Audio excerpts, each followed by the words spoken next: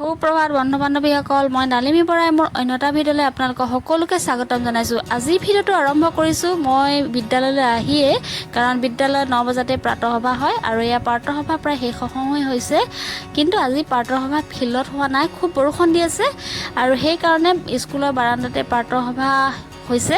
আৰু এতিয়া প্ৰাতঃসভা অন্তত আমাৰ ছাত্ৰ ছাত্ৰীসকলক এটা শপত বাক্য পাঠ কৰোৱা হৈছে আৰু এই শপত বাক্যটো হৈছে নিচাযুক্ত দ্ৰব্যৰ পৰা সমাজখনক কেনেকৈ মুক্ত কৰিব পাৰি তাৰে এটা শপত বাক্য। আৰু এয়া শুনকচোন আমাৰ ছাত্ৰ ছাত্ৰীসকলে কেনেকৈ শপত বাক্যটো পাঠ কৰিছে।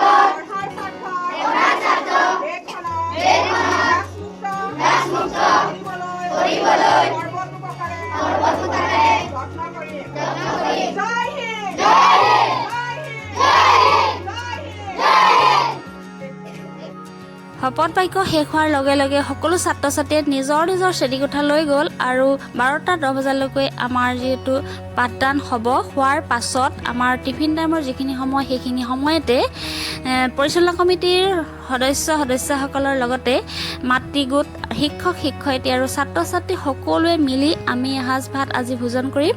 এয়া ছাত্ৰ ছাত্ৰীসকলে তেওঁলোকে দুটা লাইন হৈ বহি লৈছে যিহেতু টিফিন টাইম হৈ গ'ল। আৰু এয়া চাওকচোন আমাৰ স্কুলৰ পৰিৱেশ, ছাত্ৰ ছাত্ৰীসকলে কেনেদৰে সুন্দৰভাৱে বহি লৈছে তেওঁলোকে খাবৰ কাৰণে। আজি আমাৰ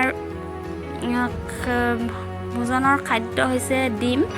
আৰু এয়া স্কুলৰ পৰিৱেশটো চাওক, চাৰিওফালে ছাত্ৰ ছাত্ৰীসকলে আজি বাৰাণ্ডাত বহি থকা দেখি আপোনালোকে বেয়া নেদেখিব দেই, আনদিনা ভিতৰতে খায়।